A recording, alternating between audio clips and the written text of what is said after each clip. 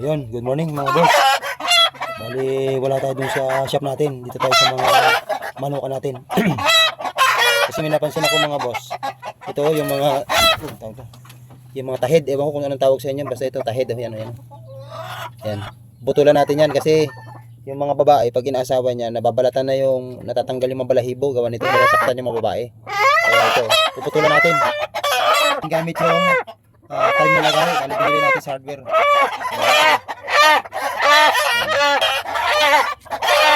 Yan. Bali ito, ipinutulan natin.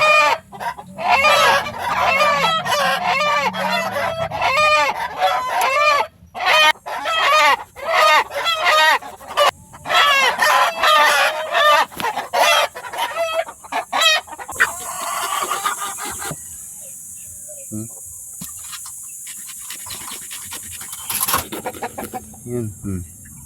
Yan o, sobrang haba. So, ganito magiging itsura ng inahin na babae. Yan, tanggal na yung mga balahibo. Pag sinasampa nito ng lalaki, pag mahaba yung tahid to, kita niyo tahid, yan o. To. Yan ba? Yan. Yan o, haba o, yung mga pinutol natin. Yan. Pag yan na hindi napuputol, lang ganito na nangyayari o, kawawa naman. Natatanggal yung mga balahibo. O yan o. Yan. Kaya ito kung maaari, pag mahaba na tinatanggal natin. Yan.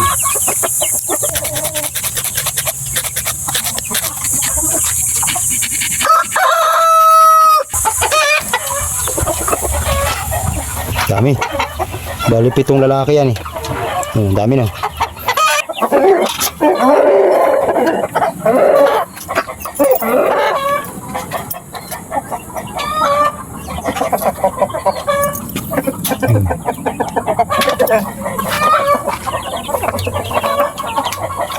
So yun lang mga boss, nagputol lang tayo ng tahid ng mga lalaki, mga tandang, para hindi masaktan yung mga babae. Yan o, tulad doon, yung kita nyo, wala nang balahibo. Ayun o, diba? Okay.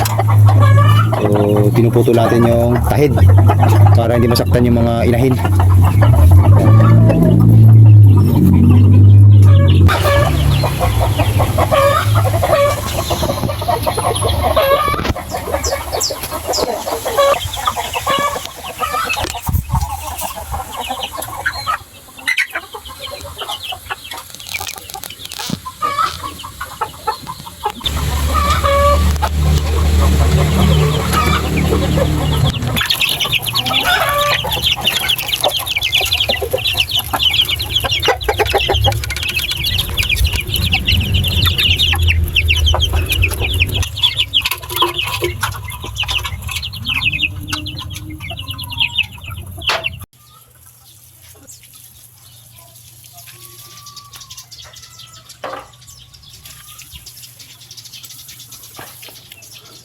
Ito ba lang ang boss yung tinatawag na Madre de Agua.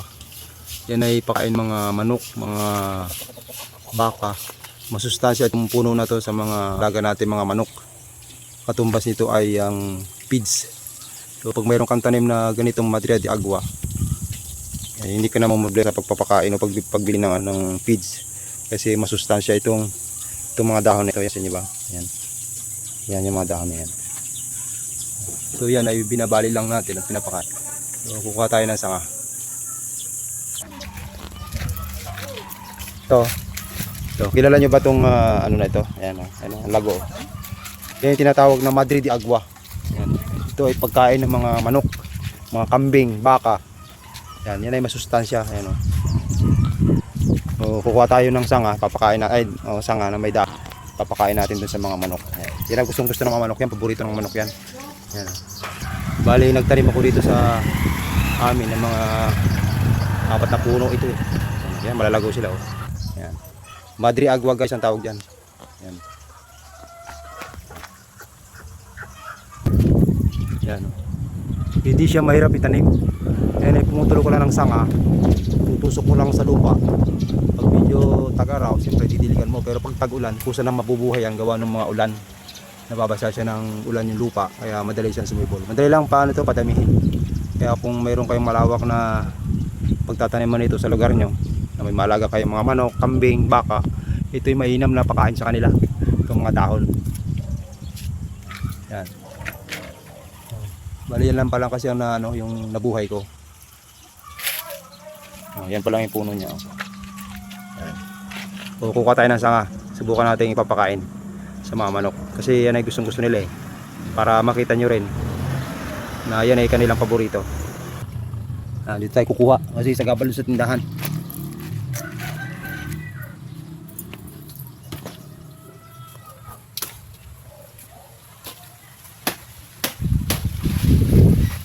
Yan, ganito lang.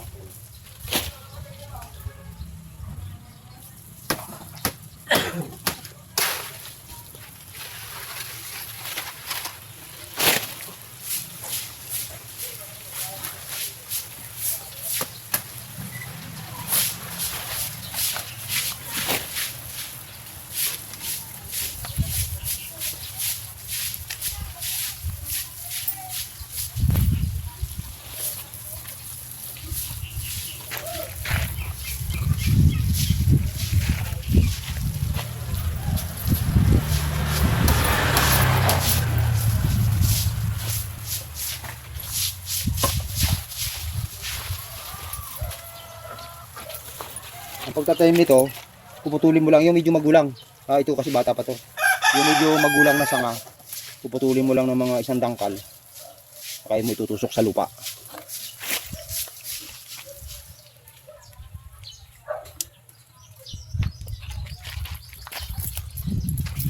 Yan, halimbawa ito. Ito magugulang na to eh, ito. Ito magulang na rin ito. Yan, itong sangan to. Ito, yan. Putulin mo lang diyan. Yan, mga isang tangkal sa kanya ibaon sa lupa.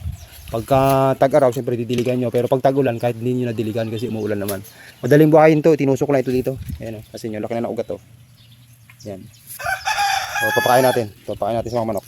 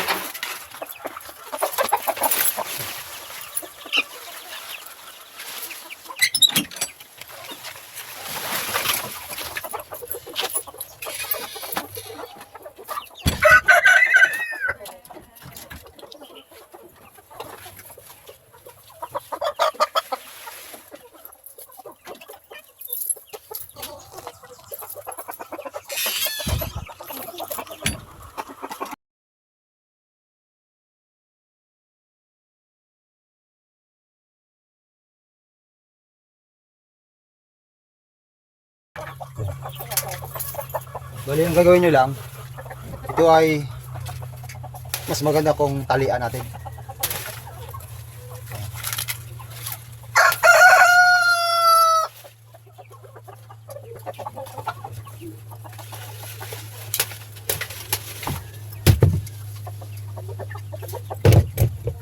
Kita nyo ba? Yan.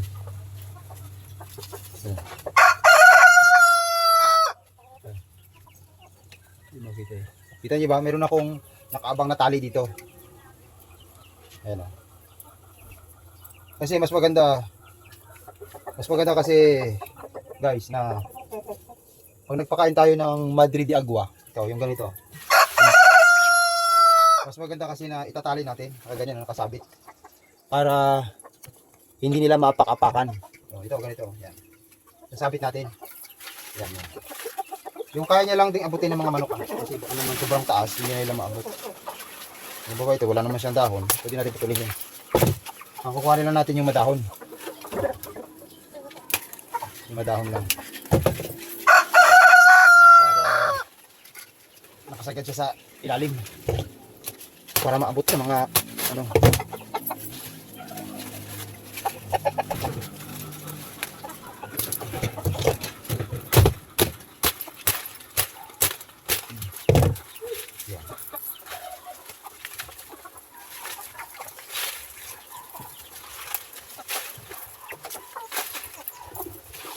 Ayan.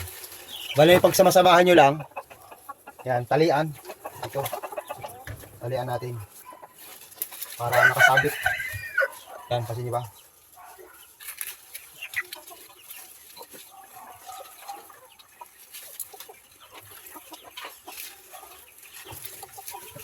Yan. Kasi nyo? Yan.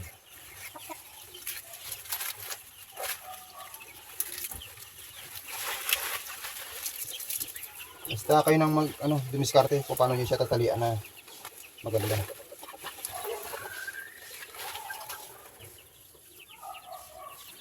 Yan, ganyan.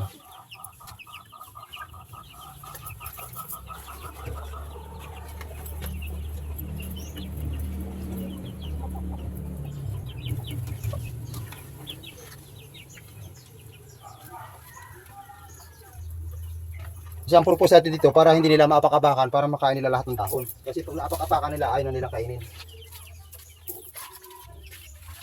Tapos sa pagtatanim mga boss, yun nga, puputulan kayo ng mga isang tangkal. Pero ito, mura pa to, baka hindi pa tumubo. Ito ang siguradong pantanim ay yung medyo magulang na nasanga. Ito kasi medyo mura pa eh. Magputulan kayo ng mga isang tangkal, mga ganun lang. Isang tangkal at kalahati, para sigurado, para makuha nyo itong buko. Mga isang tangkal at kalahati, mga ganito. Tapos, babaon nyo lang sa lupa.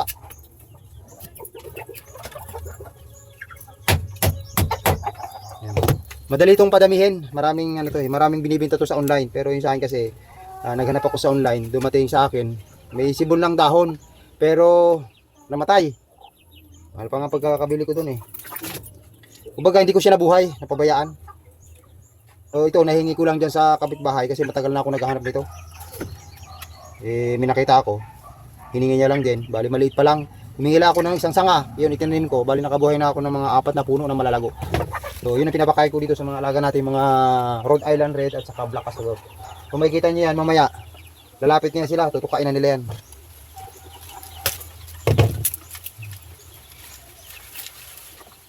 Itong punong ito ay masustansya na pagkain ng mga alaga nating mga manok, mga kambing. Yan. Kinakain nila yan. Ito, subukan natin itanim kung mabubuhay. Tatanim natin.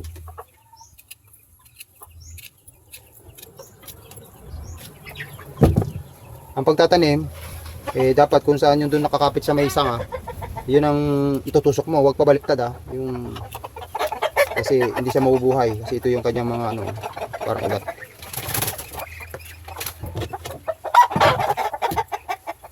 Subukan natin tatanim to. Pero pinakamaganda yung magulang. Para sigurado. Ito, susubukan lang natin kung mabubuhay.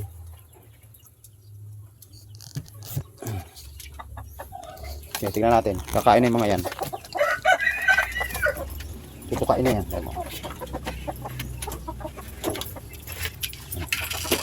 Orin nyo. Yan, lumalapit na. Yan.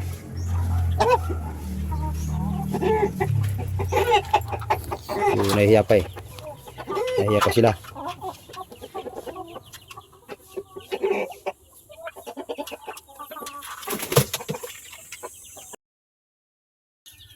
So yan ganyan Hindi pa rin sila makalapit kasi tatapos ko lang pinakain, kani-kanala lang. So mga busog pa siguro yan. Ang pagpapakain yan, parang merienda yan eh. Yan ang merienda nila. Nagkataon lang na busog-busog pa sila, pero pag maya-maya uupakan na nila yan. Pero may pailan nila na tumutukan na. Yan